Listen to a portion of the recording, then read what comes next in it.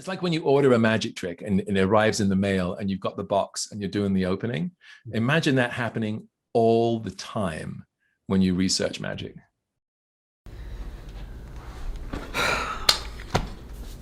Hey YouTube. I've wanted to make this video for a good long while, so let's chat for a second about focus. This question comes up a lot, especially when you're first starting out in magic. Should you generalize or should you specialize? Should you learn as many different types and styles of magic as you can, or should you just pick one particular thing and then focus on that and see how deep you can go? Now, if you're like me, the first couple magic books you get are broad in their scope. They introduce a lot of different styles of magic just in one book. So you learn a few card tricks, some coin tricks, some rope tricks, maybe a couple stage illusions, and Bob's your uncle. But as you get into the more advanced literature, that breadth starts to whittle down, and you start reading about more and more specific aspects of the craft. But that's true of every single other body of knowledge out there. Think of learning magic in general like climbing a tree. At first, there's only one way to go. You just climb the trunk. But as you get higher and higher, you start to realize that there are more and more branches, more and more ways for you to explore. Now, I would like to think that that metaphor was actually pretty good for two reasons. Number one, just like when you're climbing a tree, you find out that as you get higher, there's less trunk and more branches. Same thing in magic. As you get further and further into this body of knowledge, there's less generalized knowledge for you to acquire. And eventually, if you want to keep exploring, you have to specialize. And just like a tree has branches that come in all shapes and sizes, the same thing is true of magic and its body of knowledge. And the important thing to remember is that some of those branches in magic are strong enough and long enough to support everything that you could hang off of them. The weight of your passion and love for the craft, the weight of your curiosity and interest, the weight of your philosophy and hopes. That's what happened for me with card magic. That was the branch I chose, and it is sturdy enough and long enough to have supported me for the past 2 decades. But some of the branches in magic were never designed to do that.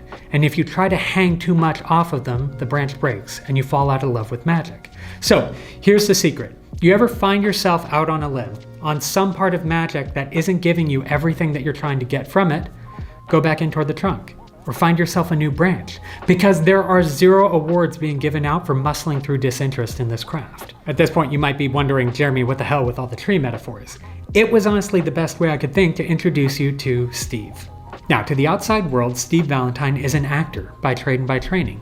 If you go through his IMDb page, which I'll put in the description below, it's going to take you a good long while to scroll through everything that this guy has been a part of. So, just as a sampling, if you've ever played video games like the Uncharted series or Dragon Age, you've heard him voicing a couple of their characters.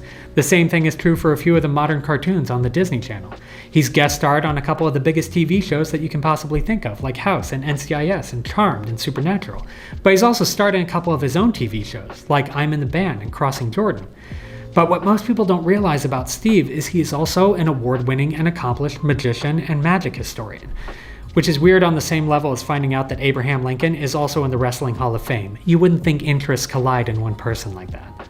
You see, one of the hazards of being a generalist in magic is that your knowledge is a mile wide and an inch deep. It doesn't afford you the opportunity to dive very deep on any one subject because your focus tends to either be entertainment or being able to perform in any given scenario. But when you're a specialist, you have the opposite problem. You pick one subject and you go as far down as you possibly can.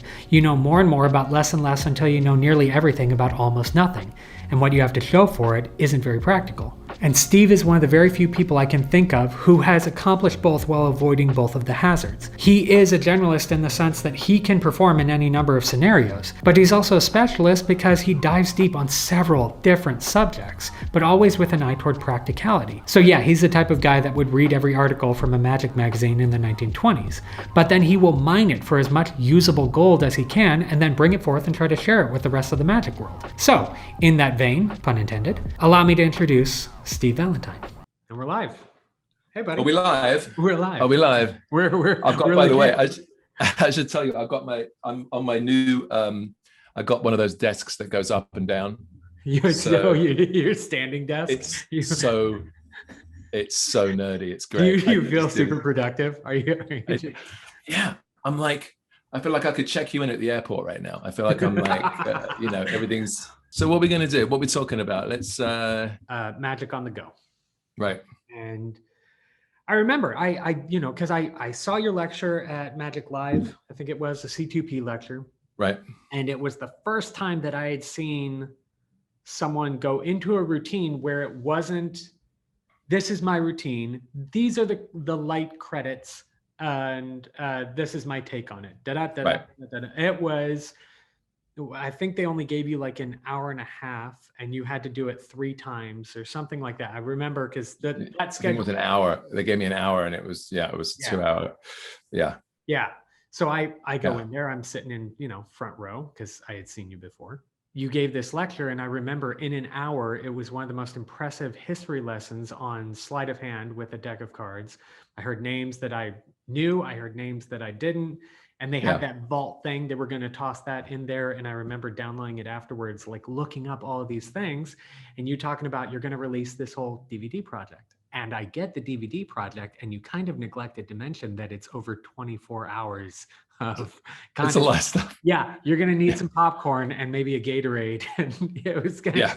Suck in. Yeah. But I remember each DVD was like a different aspect of just this 10 card to pocket, which for anyone watching is legitimately the most difficult routine with a deck of cards. There's nowhere to hide. You can't go anywhere.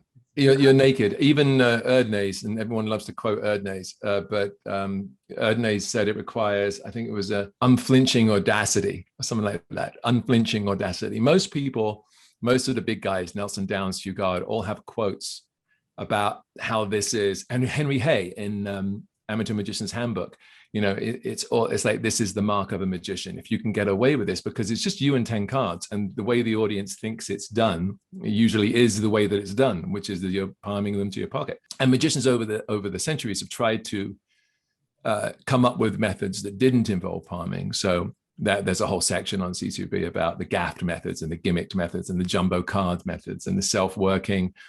And then there's the impromptu methods. I think one whole disc on C2P is about palming of false counts. Yeah. And palming from packets, which kind of are different techniques. It is. Than palming from a deck. Because I remember, I'd like to think I'm okay with a pack of cards. You're all right. Yeah. You're a bit rusty every now and again. Yeah, every once in a while I'll break them out. But I remember taking it down to 10 cards and realizing how much you have to relearn because you don't have the pack supporting whatever you're doing. It's 10 cards supports significantly less pressure than everything. Yeah, but also so in practicing that and in working on and coming across these old moves, I also came up with new ones. And this is kind of what I discovered doing that was kind of selfishly was I was getting way more out of it myself because in reading and researching, and you get inspired and you get ideas from other things. There's a great move by a guy called Nelson Lyford, and I saw it reinvented. Somebody did it as a download maybe a couple of years ago. They come up with, and I'm pretty sure it was a young kid. I'm pretty sure he didn't find it where I found it, but it was so interesting to see the move reinvented. But it was essentially, let me get a card here. I'll go on here. I'll do this. All right. So essentially, it is a way of showing your hand empty when you go to your pocket by your hand goes on your right on your butt, essentially. The finger here pushes the card against your butt and your hand kind of goes like this. But essentially there's, you go like this and then you come back, grab the cards and go into the pocket. And it's the beautiful move.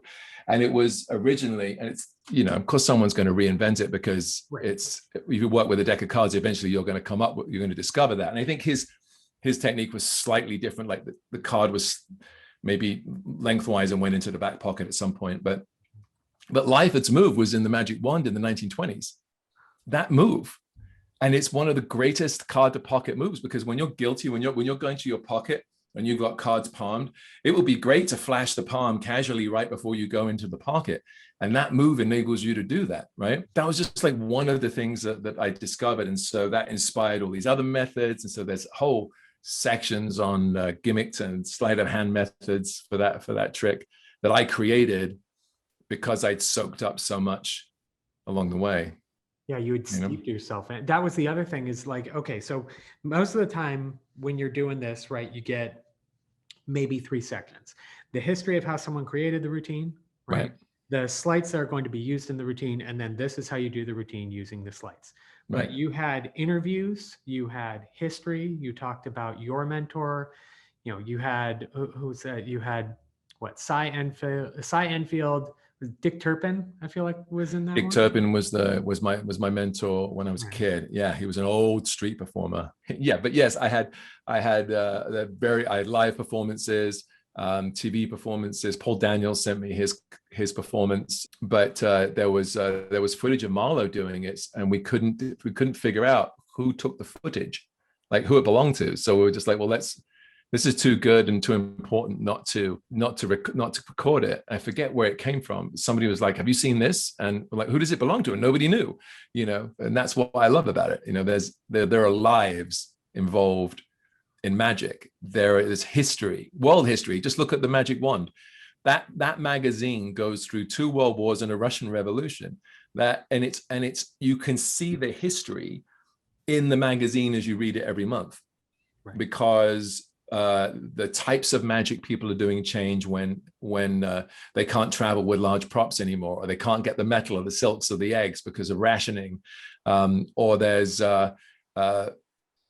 one time where the editor is writing from another office because his office got bombed in the Blitz, right? So people are living it, and then you see like the patriotism come in with the magic that is, screw Hitler and all England flags and right. Yeah, and all the flags and the Union Jack magic and all of that stuff.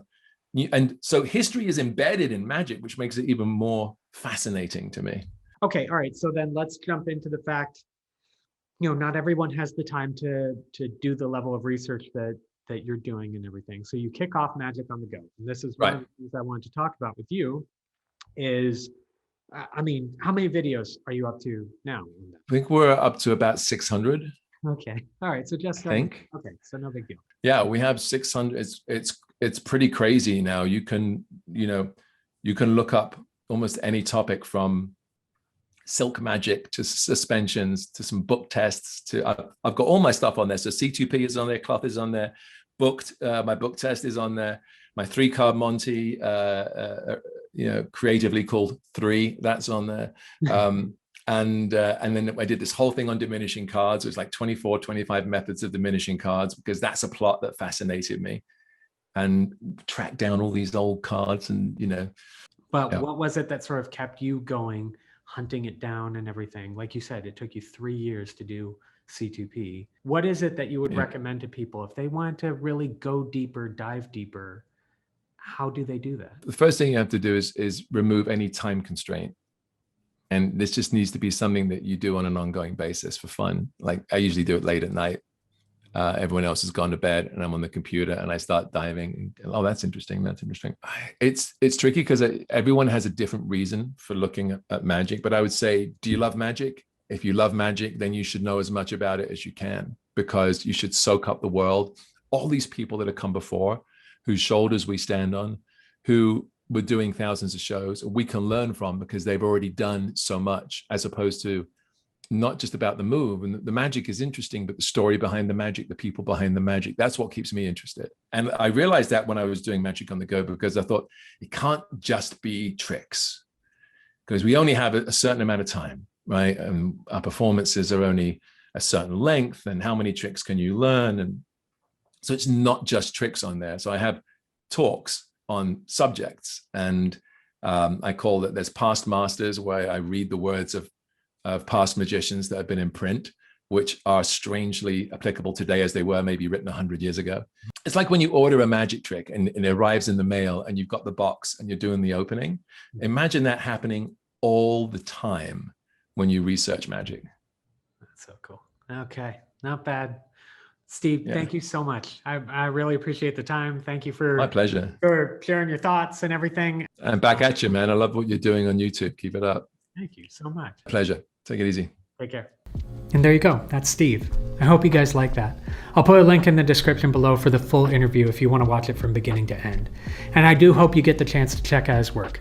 One of the easiest ways to do that is through his service, the one that he created called Magic on the Go.